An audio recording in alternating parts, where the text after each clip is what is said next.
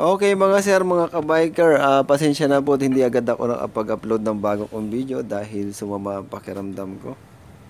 Ang ituturo ko po sa inyo ngayon ay kung paano tatagal ang lifespan na ating needle bearing or stick bearing ng CT125 at saka CT150. Bagaman madaling masira po ito, ito po may iwasan kung gagawin natin itong paraang ito.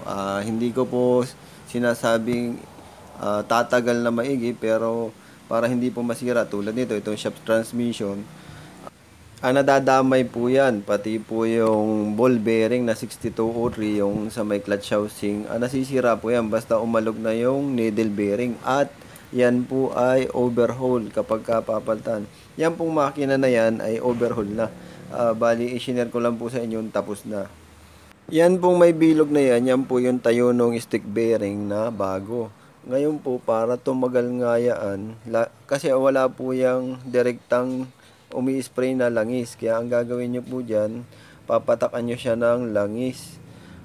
Kung gusto nyo po, pag mag-change oil kayo, babaklasin nyo yung magneto. Pero may isa pa pong paraan para hindi na magbaklas ng magneto na lagi nyong malalangisan yung parte na yan. Yung pong ilalangis nyo dyan, halimbawa, 1 litro po ang capacity ni CT125 at CT150. Terhan nyo ng 100 ml dun sa maliit na botelya. Ang gagawin nyo lamang po, kukuha nga kayo nung halimbawa gear oil, yung gear oil na bahayan sa mga scooter, di ba po medyo matulis yun. Isasaksak nyo lang yun doon sa dulo nung hose na galing sa drain hose ng carburetor ni CT125. Meron pong hose yan. Yun po ang gagamitin yung hose mamaya kung hindi nyo nababaklasin yung magneto. Ang babaklasin nyo lang po mamaya ay yung starter motor. Dalawang tornilyo lang po na 8mm yun. Doon nyo po babaklasin. Dito po sa video na ito, ipapakita ko po kung paano ang pag-lubricate na doon dadaan sa starter motor, sa tayo ng starter motor. Kakalasin nyo po yung dalawang 8mm na flange bolt para isuot doon yung hose na galing sa drain hose ng carburetor. Assuming na lamang po na nakatakip nga yung magneto cover para hindi nyo nabaklasin at minsan nasisira yung magneto gasket. Para dyan po sa pinakamadaling paraan, sisikwatin nyo lang yung starter motor yan paatras. Para maisuot nga po yung hose na galing dun sa drain hose ng carburetor ni CT125 or ni CT150. Medyo maliit po yun, eksakto po yun dun sa, yan, katulad po niya, no? Ganyan po ang magiging style para malubricate natin yung loob ng starter mechanism ni CT125 para papatak yung langis ay doon sa catch basin na ang tayo naman niya ay yung needle bearing. Mapapansin nyo po na doon na nga papatak yung langis na manggagaling doon sa tira natin na pang change oil, mga 100 ml. Yan po, ang purpose po niyan para fresh yung langis na sasaboy doon sa needle bearing or doon sa stick bearing natin. Kasi wala nga direktang langis na nag-i-spray dyan kung hindi yung mga chance na sasaboy lang. Inuulit ko po, gagawin nyo yung paraan na yan para bago pala paanda rin si CT125 kapag nagsali na kayo ng langis, kapag tapos na po kayong mag-change oil. Para pag padjak nyo, pag andar, sasaboy na yung mga nakolektang langis na isinali ninyo dyan sa lugar na yan. Yan, dyan po para ang purpose nga po niyan para dumami yung langis na makolekta na papasok doon sa needle bearing.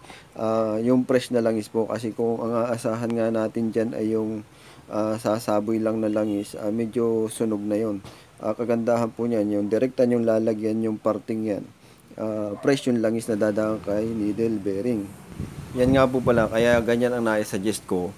Kasi base doon sa mga ini-interview kong ginagawa ko na nasisiraan ng needle bearing, kalimitan po yan ay sa mga city driving lang. Kung ang maximum na takbo lang nila ay 30, mga ganun lang. Kung ang biyahe mo naman po ay yung medyo mahahaba, tapos tumatakbo kayo ng medyo mabilis, mga 60 to 70 or 80, yan, masasabuyan po yan lugar na yan. Pero kung mabagal nga ang takbo nyo, chance lang yung sasaboy dyan sa needle bearing. Kaya mas maganda po, ganito ang paraan. Then, dito naman tayo sa isang dahilan kung bakit maagang nabababa ang makina ni CT150 sa maagang panahon or ni CT125. Dahilan po yan dyan sa pagkaputol ng shaft transmission output. Isisingit ko lang po, yung mas maganda pong ipalit dyan na oil seal sa engine sprocket ay yung pang oil seal sa magneto ng TMX na 155, yung original. Kaya lang medyo may kamahalan po yun, 240 plus yun, yung genuine. Pero ang tagal ng lifespan niya. Hindi po agad tumitigas yung oil seal na yun. Siningit ko lang po, sinare ko lang. Yan, ganyan po yung pagkaputol ng shaft transmission output ni CT125. Ito pa po, isang picture na ito. Yan yung itsura ng pagkaputol. Maiisip nyo kung bakit naputol. Napakatigas naman yan. Yan po ay dahil sa pag-a-adjust ng drive chain natin.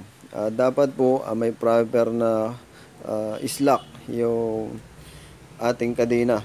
Gawa ng yan po yung pinagsisimula ng pagkaputol ng shaft transmission output ni CT125. Simula po nang inilabas si CT125, medyo may katagalan na rin po ay ilan na rin yung na-encounter ko na sira nito. Yung napuputol nga yung shaft transmission output. At tinatanong ko sila kung paano sila mag-adjust. Ayun. Nakikita ko, halimbawa, pinalitan ko na shaft transmission na bago. Pagkabit ko uli ng makina, pag isinalpa ko na yung engine sprocket, doon ko napapansin na sobrang higpit ng pagkaka-adjust po nung drive chain ng kanilang motor. Kaya dahilan, napuputol yung shaft transmission output. Overhaul na naman po yun. Sa simpleng pag-a-adjust lang po ng kadena, dyan nyo po makikita na masisira agad yung shaft transmission. Yan, tulad po niyan, bagting po yan. Ang tawag niya sa amin ay maigting. Kaya mali po yun, mali. Ang gagawin nyo po dyan, i-adjust nyo yan ng panibago. Luluagan nyo yung 27 na nut ng axle sleeve, tapos yung nut ng axle, tapos luluagan nyo na nga po yung chain adjuster. Ang pinakatama pong pang-adjust dyan, yung hindi lang tatalon. Maluwag siya na hindi naman tatalon. Tapos pagka sinukat nyo yung slack niya, mga 2 to 3 inch ang kanyang laro dapat. Mga 2 inch na lang po. Basta hindi lang sumaya dun sa swing arm para hindi pumitik.